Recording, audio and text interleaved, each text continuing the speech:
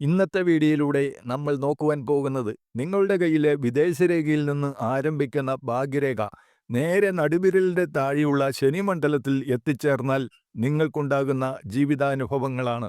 ഇപ്പോൾ നിങ്ങൾ വീഡിയോയിൽ കാണുന്നത് പോലെയുള്ള ഒരു രേഖാലക്ഷണം നിങ്ങളുടെ കയ്യിൽ കാണുന്നുണ്ടെങ്കിൽ നിങ്ങൾക്ക് വിദേശ രാജ്യങ്ങളിലേക്ക് പോകുന്നതിനോ വിദേശ രാജ്യങ്ങളിലേക്ക് പോയവരിൽ നിന്ന് ധനയോഗമോ ലഭിക്കുന്നതാണ്.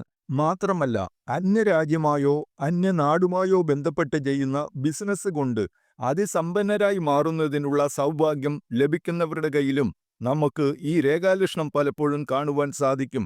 ഉന്നത വിദ്യാഭ്യാസത്തിനായി വിദേശ രാജ്യങ്ങളിൽ പോയി ജീവിക്കുകയും അവിടെ തന്നെ ജോലി സ്വീകരിക്കുകയും ചെയ്യുന്നവരുടെ കയ്യിലും പലപ്പോഴും ഈ രേഖാലക്ഷണം കാണുവാൻ സാധിക്കും.